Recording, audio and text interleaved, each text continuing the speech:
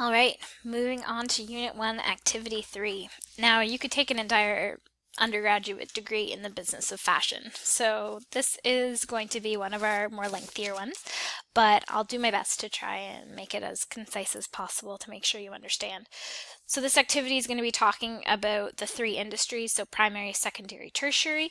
Maybe you remember this from grade 9 geography, and you'll understand how these segments work together. And you're also going to learn more about the divisions in women's apparel, so like size classifications and categories. So this will be really important for you to complete the activities at the end of this unit, so the unit summative. So let's get right into it, and we're going to start off with a quote from Coco Chanel, where she said that fashion is made to become unfashionable. This is a very important concept because fashion, as we know it, is only fashion for a specific period of time. And we'll learn about the fashion system later in the cycle in Unit 2. So this is really important because the fashion system has a huge economics importance because fashion is one of the biggest globally based economic systems. And if you talk to some experts, it might even be considered the largest industry in the entire world. So it's comprised of so many different groups, multinationals, business industries. We've got government institutions, we have trade unions, manufacturers, entrepreneurs, artists, and all of these stakeholders determine what is made, where it's made, and what's offered to consumers. And this isn't just a first world thing. Fashion industry impacts developed and developing nations. So I want you to think of your favorite outfit. Harken back to Activity 1, including the accessories. So you may not have considered it before, but your favorite outfit is a result of a number of interrelated decisions made by people largely very early before you acquired this outfit concerning styling details, color, fiber, yarn, fabric, and this outfit was made by many different industry segments, including textile manufacturers, apparel producers, design businesses and firms, promoters, retailers, and many more. So this is really important to keep in mind. So hopefully by the end of this unit, you'll have a better idea and have a working knowledge of the various segments in the fashion system. So let's talk about the first one, the primary market. And this is largely research and development. So this is people out there researching and developing certain fibers and yarns, constructing fabrics, dyeing and finishing fabrics. It's really important that this segment of the industry is aware of consumer needs. They also need to understand what fashions are going to be fashionable in the future. So the development of things like smart fibers was born out of the marriage between research and development at the industry level and consumer needs and demands. So in an era where people are more interested in being health conscious, we have an influx of smart fabric in our athletic wear. So here's an advertisement from Adidas. It talks about how certain benefits of this fabric will help you recover fast after your workout. So it's more beneficial for you to wear this garment than an old t-shirt that you have. So this is all done through research and development. And if you watch things like the Olympics, you'll see that the clothing worn by the athletes were developed to enhance their performance and their safety. So downhill skiers, their outfits are made from fabrics that help them be faster because time is everything, but it also provides friction in the likely case that they might fall at a high speed. So if you look around your house, at your couch, at your pajamas, at your curtains, you can see that they have been, there's a tag on them that talks about how they are fire retardant. Their use has been legislated by a thing called the Canada Standards Branch of the federal government, and there are several companies, DuPont, BASF, and Hoist-Celanese, that are examples of Canadian companies that focus on research and development of fibers. They improve ones that already exist, and they also develop new ones to meet the needs of their customers. So if you're interested in science and fashion, this is a marriage of the two. So the primary market has to be way ahead of the other industry segments so they can produce things that are relevant for down the road. So one thing else that I want to talk about here, and we'll talk about this more in Unit 5, is the textile industry. So this is the largest industry in this market segment. Before clothes can be designed, the fabric that they are designed needs to be made. So the textile industry produces fibers, yarns, leather, suede, fur, paper, plastic, metal, anything that's used to produce apparel items. So if you consider all the textiles you use during the day, beginning with brushing your teeth, you would be amazed. So we'll learn more about textiles, but I wanted to mention the textile industry as it is the major part of this primary market. So here is the flow chart. So fibers become fabrics, and then fabrics can be converted with finishes here. So the companies that I mentioned are in the fibers phase. So moving on to the secondary market, there are two parts. One is manufacturing, so making, and one is distribution, so transporting. So the secondary market, this segment is responsible for both. So manufacturing involves the design and the production of textiles into marketable fashion products. So taking the stuff from the primary industry and turning them into fashion products. So this is largely done by a designer. And then the distribution involves the transition from the warehouse or the studio to retail. So this is a very complex process, as fashion producers include a whole bunch of different segments. So I'm going to go through them in the next slide. I've kind of tried to keep it all on one page so you can see how that works. So manufacturers buy fabric or notions and trims for clothes, and they develop and they purchase designs, and they make clothes. So once they've made these clothes, they sell and deliver their clothes that they've produced. That's what a manufacturer does. So if you think manufacturer, designer, that's likely the case, but sometimes designers just like create the idea for the clothes. And so the manufacturer would purchase the design from the designer, and then they would use that design to actually make the clothes.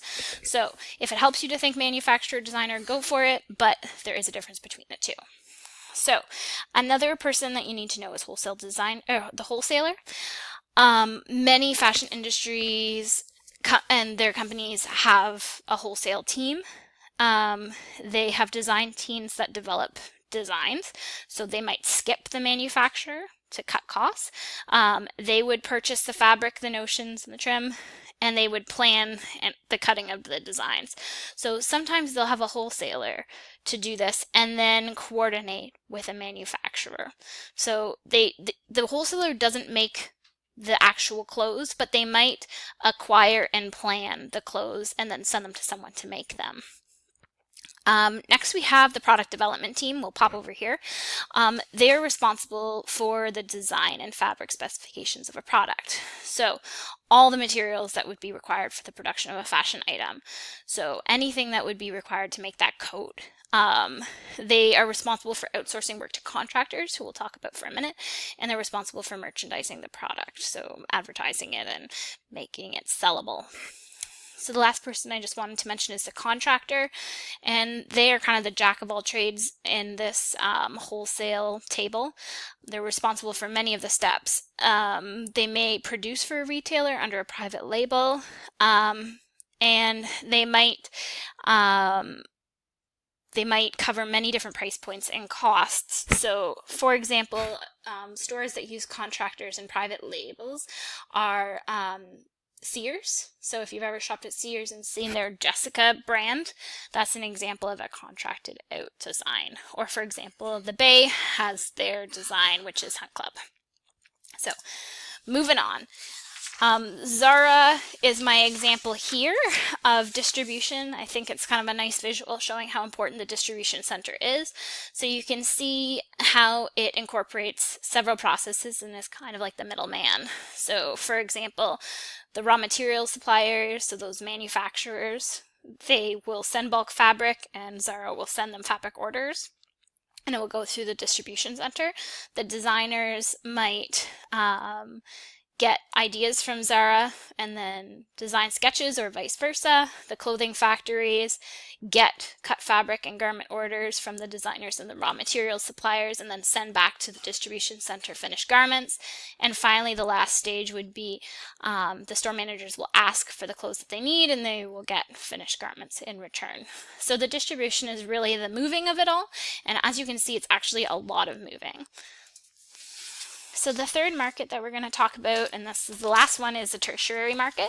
So this is what we see at the ground level, retail and support. So this is the link between the fashion producers, the people who make the fashion, and the consumers, the people who buy the fashion. And fashion producers really need to consider their target market when they are creating their fashion, because these are the people that are going to buy it. So in addition to retail, so everyone that's involved in running a store, so a manager, a sales associate, a design person to design the different layouts of the store, things like that. Support industries also include computer science. So every checkout at the Rito Center has a computerized software program that rings through the orders and looks for inventory. So we need computer science people for that, to develop programs. We need fashion forecasters to anticipate what is going to be in fashion in the future. We need advertisers, we need PR people, we need design agents, we need accountants and financial management people to run accounts. And we also need market researchers to pull the market and see what's fashionable on the ground. So this tertiary market is very, very large and very broad. So chances are you've all had interactions with someone in the tertiary market. So let's move on to women's wear and how it is subdivided. This course is mostly going to be about women's wear, but there's also menswear and children's wear in this apparel industry divisions. Because the reason why we're choosing this is women's wear is given the most hype and media attention. So if you look at runway, it is mostly women's wear. So the apparel industries become increasingly great at responding to consumer lifestyle changes and demands. People are looking for clothing that is multi-purpose. So gym wears become streetwear, underwears become outerwear, and so on and so on. So there are so many different types of women's wear. If we sat down and thought about it, we could think of dresses, suits, outerwear, sportswear, activewear, swimwear, lingerie, intimate apparel, knitwear, accessories, and there's also specialty categories like maternity wear, tall sizes, and bridal gowns. Another thing that is really interesting right now is size specification. There are a multitude of styles and sizes to choose when you're looking for jeans, and sometimes a size 7 or 8 in jeans in one store is like a size 4 in another store, or is a size 10 in another store. So sizing is pretty important, and they tend to be based on an understanding on a consumer's measurement, whereas in the past they would be like one size of jeans or 2 sizes of jeans, and you would just have to get them taken in or wear a belt.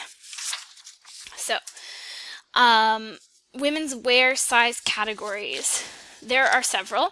The major one is the Mrs. category. You've probably never heard of it as that.